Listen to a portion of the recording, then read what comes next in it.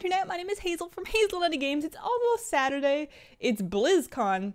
And my hair is a little out of control today. I'm just not going to worry about it. The curls are just going to be curls, and my cat's going to have to learn how to deal with it. She can't handle them. She'll just crawl up me and try and rip it off. I don't know if she doesn't like them or if she really likes them. It's one of the above. So I'm going to keep this quick because we're in the middle of BlizzCon right now on Friday. I have the virtual ticket, so I'm watching the live stream. The arena matches are insane. I'm sitting on the edge of my seat trying really hard not to bite my nails and just screaming at my TV, basically. I can't... Oh, it's so good. It's making me want a PvP really, really, really bad. Oh, it's so good. So yeah, BlizzCon's happening. I'm not going to talk too much or really much at all right now in this vlog about everything that we've learned. Obviously, we had an Overwatch announcement. We had an announcement for a new Hearthstone expansion. And I'm sure we're going to hear a lot more over today and tomorrow. So what I'm going to do instead is I'm going to make short specific videos talking about each individual piece of news so I can sort of flesh out what my thoughts are on it, what all the details of it are, and you know, just kind of like a little news segments. I'll probably do it, you know, from my chair. It'll be like a vlog type video, but I'll throw some headlines up there or something and pretend I am a newscaster for a weekend because BlizzCon's super exciting. So that's BlizzCon. In other WoW news this week, not that that's really much going on, I learned about a new feature that we apparently got with patch 6.0 that I had no idea about. So backstory, I was farming stone core for the Vitreous Stone Drake, which I got, hooray! And I was farming old raids and, just going around, looking through transmog and just killing old stuff for fun. Trying on all sorts of transmog pieces. So I get to the end of the day and I vendor all my stuff and clear up my bags and realize that I'm wearing an item level like 160 something helmet. I somehow, instead of trying it on in the dressing room, I put on one of these helmets I got from like a BC or Wrath level raid, vendored my actual helmet, and dropped my item level by 20 points. And it wasn't the end of the world. I wasn't super upset about it because obviously we have Warlords of Draenor coming out this upcoming Thursday. And I'll replace it soon anyways, but I really didn't want to go into Draenor with a Wrath helmet. So I was kind of sad. I was looking at options for like crafting one, which is going to set me back like 4 or 5k, or running LFR again. Ew, I've kind of sworn off Siege of Orgrimmar at this point, and I was a little sad. And then somebody tweeted at me and reminded me that there's this new feature where, because I knew I could ticket it, but I really didn't want to bother a guildmaster, and I didn't even remember what my helmet was called. Because, I don't know. It's not like the game did this to me. I did this to me. It was my mistake. But there's a new feature that you can use once every 30 days where you get to go and select which character deleted or vendored or disenchanted whatever the item, and then you can go back and see all the things they got rid of in the last, I think it's like month or something like that, and then you can select a whole list of them. I only needed the one helmet, and it'll restore it to you immediately. It went through my in-game mail. I didn't have to talk to anybody. I didn't have to bother anybody with my dirt moment, and I got my helmet back. So item restoration, good stuff. If you ever need it, it's in the help section near the ticket selection thing, but there's an option in there. It takes you to a browser, but it's all good and it works great. In YouTube news, 60 frames per second. We heard about it a long time ago. It is now live. If you want to check out how it looks on a pet battle video, the latest one, the Talador Wild Pets overview, is in 60 FPS, so you can go into the quality options and click 60 in 720 or 1080p. I think it looks quite a bit better. I don't think it's necessary for the kind of stuff I do, but I do think it looks pretty good. And all videos going forward are going to be in 60 frames per second with the exception of vlog videos because this camera can barely handle 30. It's the Logitech C920. It looks great in 1080p, but frame rate, not so much. You can probably tell if I start talking really quickly, which we're going to be doing today because I got to get back to watching BlizzCon footage, so if I'm going too fast, you're just going to have to keep up.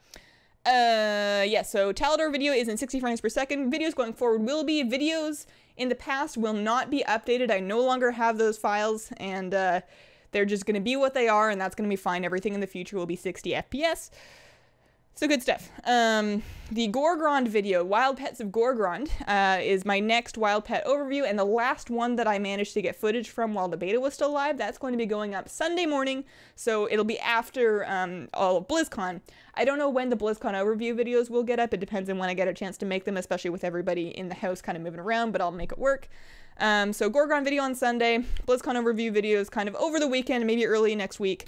And I also want to, if I get time today, I don't know, there's too much to watch, but I'm going to try and update the Christoph von Fiesel video to include the change of Sid the Squid from aquatic to magic.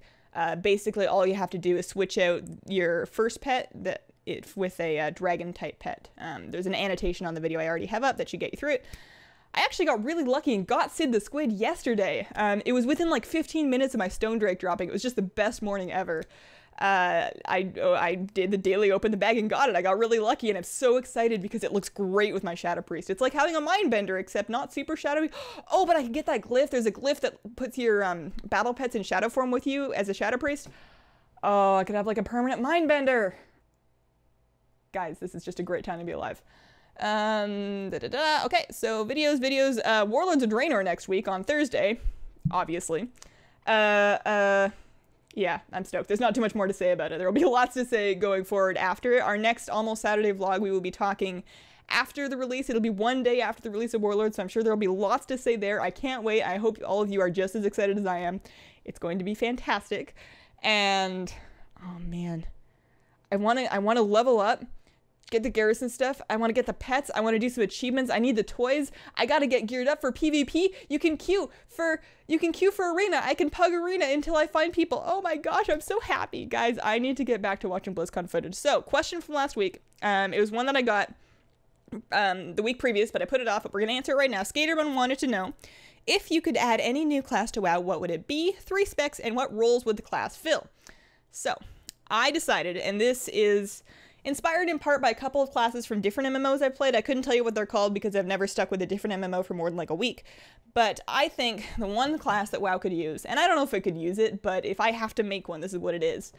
It would be a pure DPS. There would be no healing or no tank specs, because I feel like at this point there aren't enough pure DPS classes out there, so I think one more wouldn't hurt. It would be pretty easy to shoehorn a healing spec into this one, but I like the idea of it being pure DPS, and it's called a mythic. I'm not dead set in the name yet, but a mythic's, not a mythic, not like the rating difficulty, a mystic. M-Y-S-T-I-C, mystic. It's basically a caster of illusionary magic. So you've got 3 damage specs. 2 of them are ranged damage specs, and 1 of them is melee. So the first ranged damage spec, and I didn't come up with names for these specs, but the first one is very much focused on big burst, and what I mean by illusionary magic is, for example, this first bursty ranged damage spec, like if we're talking mages, this is your arcane mage.